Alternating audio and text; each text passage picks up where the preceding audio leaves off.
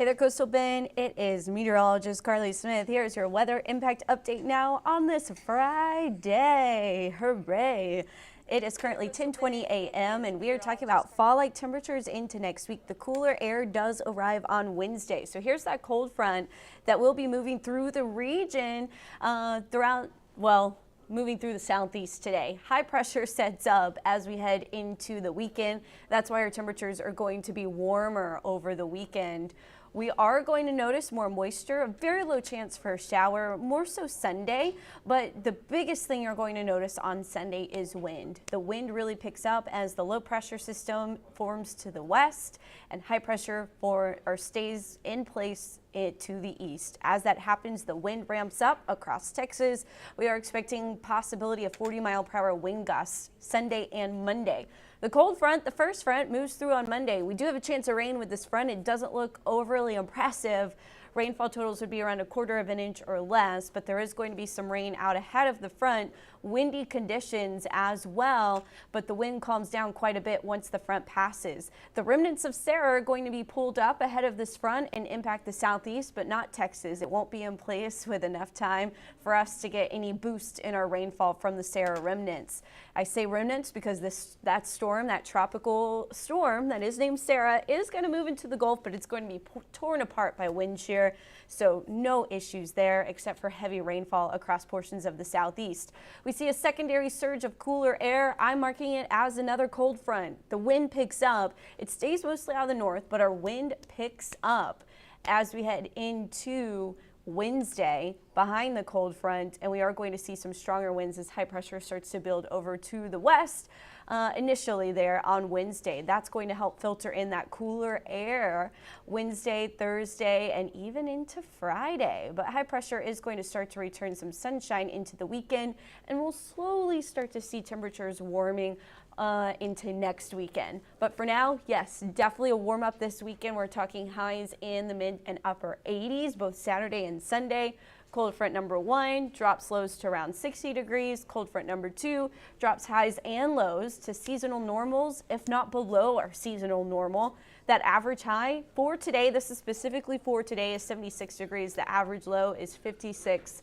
We will be at or below the average high temperature Wednesday and Thursday, which will be quite nice in my opinion for if you're hoping for fall. I do enjoy the warm sunny weather though. Today, a beautiful day. Hopefully you have time to get outdoors and enjoy that.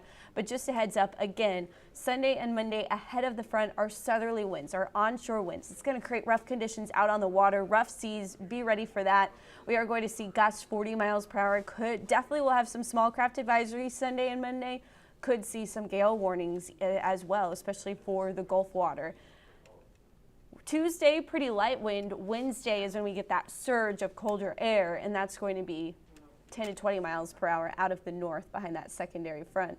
You'll see dew points continue to fall into Wednesday and Thursday. We will be back on the dry side both Wednesday and Thursday with dew points 30 to 45 degrees.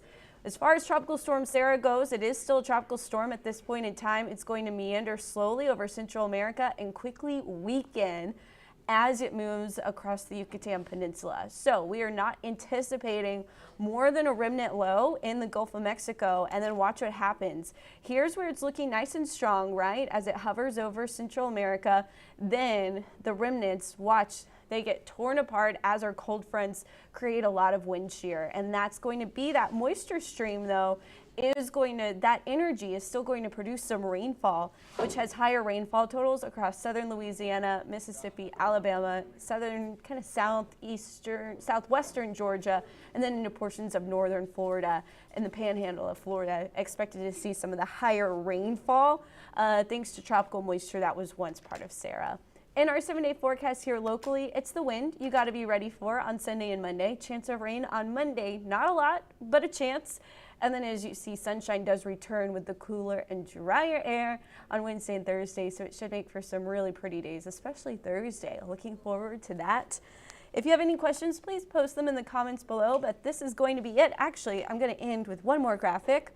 Our beach forecast. So this is the beach forecast. Just a heads up, coastal flooding going to continue. The full moon is tonight, And so with that being said, we are anticipating coastal flooding. Additionally, especially once those winds pick up out of the southeast on Sunday, could have additional impacts, especially along our coastline.